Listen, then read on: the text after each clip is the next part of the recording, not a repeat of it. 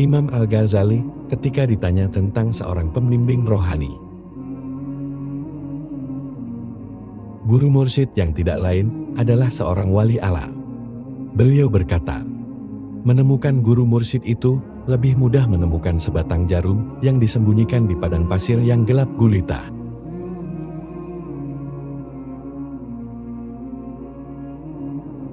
Bisakah kita bayangkan bagaimana sulitnya menemukan sebatang jarum di tengah padang pasir di gelap gulita?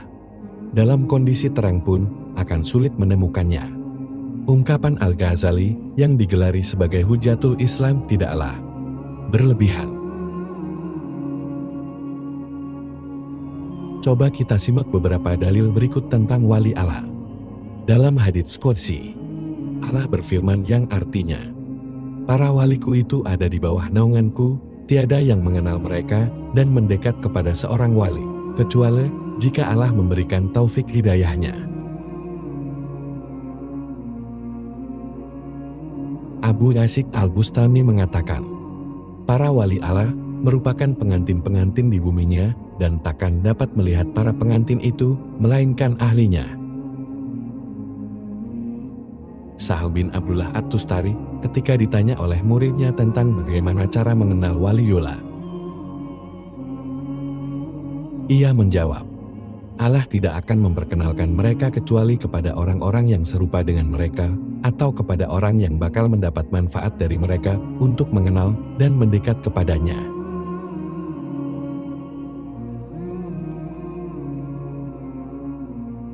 Kita tidak mengetahui dengan pasti siapa wali Allah atau siapa orang yang mempunyai derajat tinggi menjadi seorang yang dikasih Allah, kecuali Allah berkenan memberi petunjuknya untuk memudahkan umat.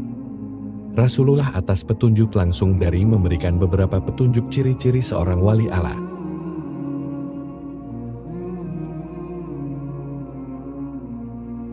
Dari Abu Umamah radhiyallahu, Rasulullah Shallallahu Alaihi Wasallam bersabda, berfirman Allah yang maha besar dan agung, di antara para waliku di hadiratku, yang paling menerbitkan iri hati ialah si mukmin yang kurang hartanya, yang menemukan nasib hidupnya dalam salat, yang paling baik ibadah kepada Tuhannya, dan taat kepadanya dalam keadaan tersembunyi maupun terang.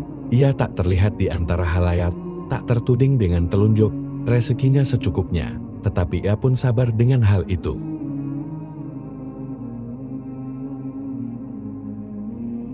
Kemudian beliau Shallallahu Alaihi Wasallam menjentikkan jarinya, lalu bersabda, kematiannya dipercepat, tangisnya hanya sedikit dan peninggalannya amat kurangnya. Hadis riwayat At-Tirmidzi, Ibnu Majah, Ibnu Hanbal.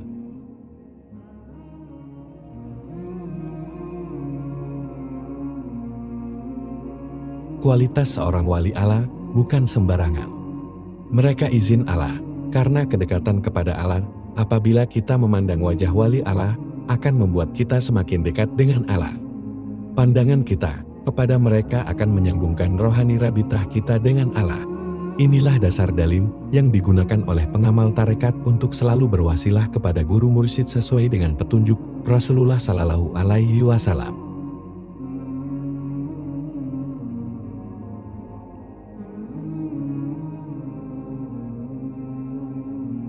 Imam Al-Bazzar meriwayatkan dari Ibnu Abbas radhiyallahu an. Ia mengatakan, seseorang bertanya, ya Rasulullah Shallallahu Alaihi Wasallam, siapa para wali Allah itu?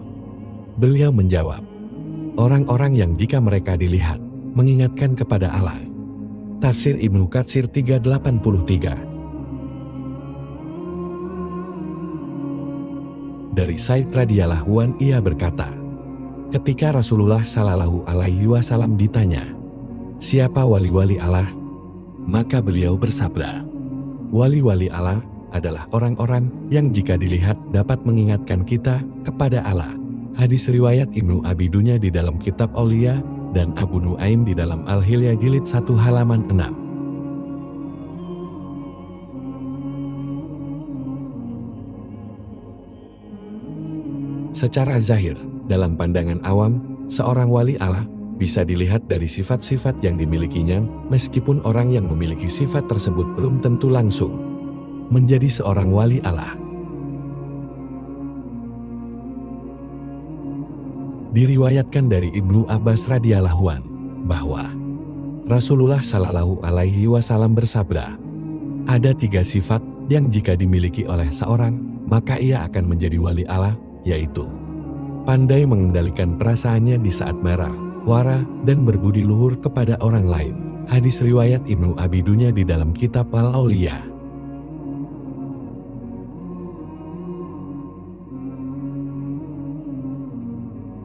Rasulullah Shallallahu Alaihi Wasallam bersabda, wahai Abu Hurairah, berjalanlah engkau seperti segolongan orang yang tidak takut ketika manusia ketakutan di hari kiamat. Mereka tidak takut siksa api neraka. Ketika manusia takut, mereka menempuh perjalanan yang berat sampai mereka menempati tingkatan para nabi. Mereka suka berlapar, berpakaian sederhana dan haus. Meskipun mereka mampu, mereka lakukan semua itu demi untuk mendapatkan ridha Allah. Mereka tinggalkan rezeki yang halal karena akan amanahnya. Mereka bersahabat dengan dunia hanya dengan badan mereka, tetapi mereka tidak tertipu oleh dunia. Ibadah mereka menjadikan para malaikat dan para nabi sangat kagum. Sungguh amat beruntung mereka. Alangkah senangnya jika aku dapat bertemu dengan mereka. Kemudian Rasulullah Shallallahu Alaihi Wasallam menangis karena rindu kepada mereka. Dan beliau bersabda, jika Allah hendak menyiksa penduduk bumi, kemudian dia melihat mereka, maka Allah akan menjauhkan siksanya.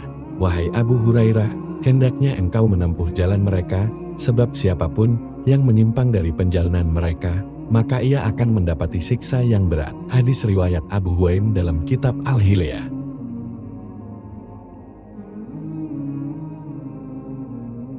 Dalil yang terakhir ini mengingatkan saya akan guru sufi dalam tulisan Sang Wali Akbar yang tiba-tiba mengubah jadwal penerbangan karena beliau ada firasat kloter 1 akan mengalami musibah, dan dengan kehadiran beliau di sana, maka Allah menjauhkan bala tersebut. Jika Allah hendak menyiksa penduduk bumi, kemudian dia melihat mereka, maka Allah akan menjauhkan siksanya. Tentu syukur yang mendalam selalu kita panjatkan kehadirat Allah atas karunia-Nya. Yang Maha Akbar telah berkenan memperkenalkan seorang kekasihnya di muka bumi. Sebagai wujud rasa syukur maka cintailah dia, sayangilah dia, kasihilah dia, agar Allah juga memperlakukanmu sebagaimana perlakuanmu kepada kekasihnya. Waliullah juga bertingkat-tingkat, tingkat di atasnya membawahi tingkat di bawahnya. Dan tingkat di bawahnya akan mendukung kepada tingkat di atasnya. Kadang tingkat setaranya ruh-ruh mereka menyatu dalam satu jasad, dan akan berganti-ganti ruh yang mengisi sesuai derajat kedudukan yang ditempati. Karomah seorang wali itu satu sebagai senjata dan menunjukkan kemuliaan di hadapan orang biasa, dan membedakan wali dengan orang biasa. Kedua sebagai peneguh keyakinan seorang wali itu sendiri bahwa dia itu wali. Jika sudah teguh, maka karomah itu tak penting lagi. Seperti tentara pemula diberi senjata yang besar, agar dia yakin bahwa dia tentara, dialah juga membawa senjata jadi berani melawan musuh. Tapi jika sudah jenderal maka tak perlu lagi membawa senjata besar dan panjang.